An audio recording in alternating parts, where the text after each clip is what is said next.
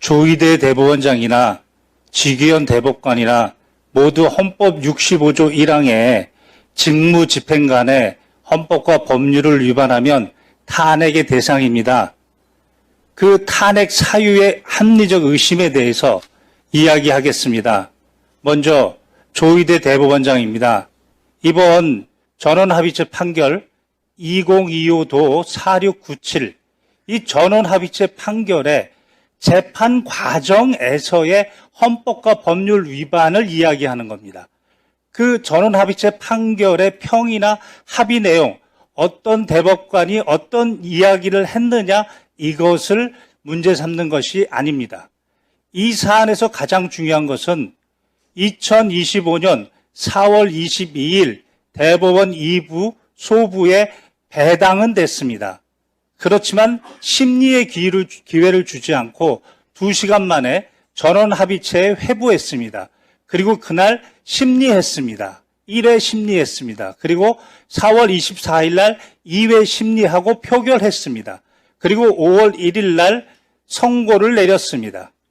지금 문제를 삼는 것은 대법원에서 전원합의체 판결에 대해서 이미 종결된 이 판결 과정에 대해서 문제를 삼고자 하는 겁니다. 박범계 의원께서 공개한 것처럼 그리고 대법원 인터넷에 공개된 것처럼 문제가 되는 것은 바로 2025년 4월 22일 이전의 행적입니다. 즉 2025년 3월 31일 날 조희대 대법원장은 이 사건을 배당 전에 다른 사건 재판부를 지정했습니다. 즉 배당 전에 미리 심리를 하게 한 겁니다. 그리고 4월 22일 2부에 배당하기 전에 미리 전원합의체 심리 지정을 직권으로 했습니다.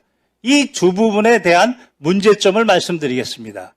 먼저 대법원 2부에는 4월 22일 오전에 배당이 됐습니다.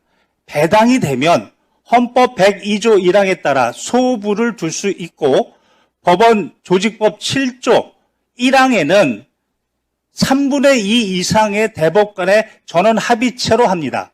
그러나 단서에 3명 이상이 소부에 배당이 되면 먼저 심리한다고 했습니다. 먼저 심리한다는 것이 원칙입니다. 그러면 4월 22일 날 배당되기 전부터 3월 31일 날 누군가가 먼저 심리하고 있었습니다. 이것은 헌법이 보장하는 소부의 심판권을 침해했습니다. 그리고 소부는 먼저 심리를 하다가 4가지 사유, 다시 말해서 명령규칙이 헌법에 위반됐는지, 명령규칙이 법률에 위반됐는지, 지금 해당 대법원 판결을 변경해야 되는지, 아니면 소부에서 심리하는 게 부적당한지, 이렇게 심리를 한 다음에 전원합의체에 회부하는 겁니다.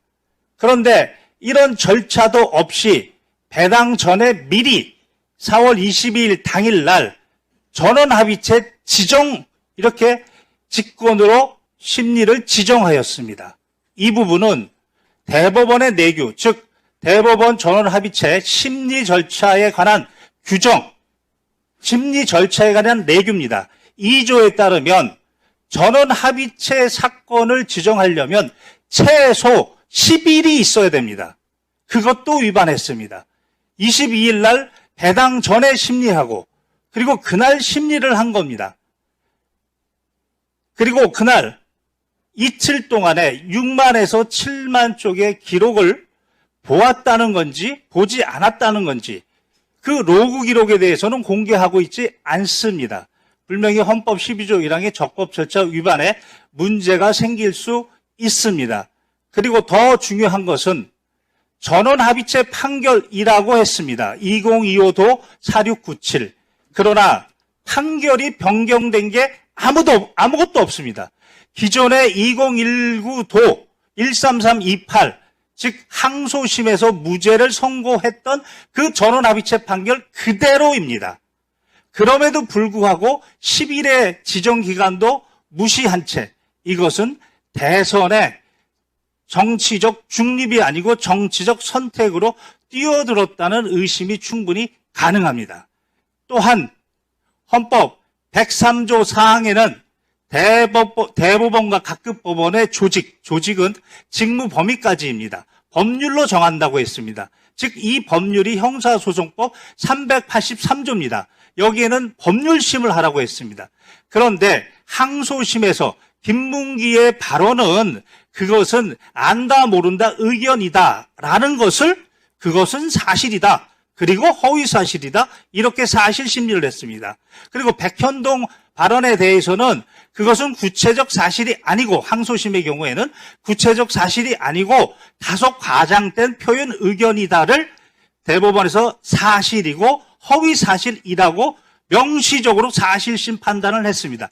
이것은 383조 4호에 사형, 무기 10년 이상의 선고가 아니면 절대로 사실심 심리를 할 수 없습니다. 이와 같이 구체적으로 조희대 대법원은 헌법과 법률의 위반의 사항이 구체적 사항이 있습니다. 그렇다면 헌법 61조 1항에 따라 국회는 국정감사나 조사를 할 수 있고 그때 증인으로 부를 수 있습니다.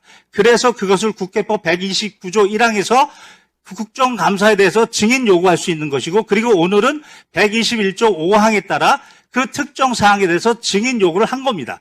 이렇게 되면 증감법 2조에 따라 출석 의무가 생기고 그래서 5조의 2에 따라 불출석 사유 즉 법률에서 면제가 된다거나 또는 천재지변 또는 출석할 수 없는 객관적 불출석 사유를 이야기해야 됩니다. 이와 같이 불출석 의견은 여기에 출석해서 이야기하면 되는 겁니다. 그럼에도 불구하고 출석하지 않으면 국회 증감법 12조 1항에 따라 불출석의 죄 3년 이하 징역 1천만 원 이상 3천만 원 이하 벌금에 처해질 수 있습니다. 제 시간은 이제 다 된 것 같습니다.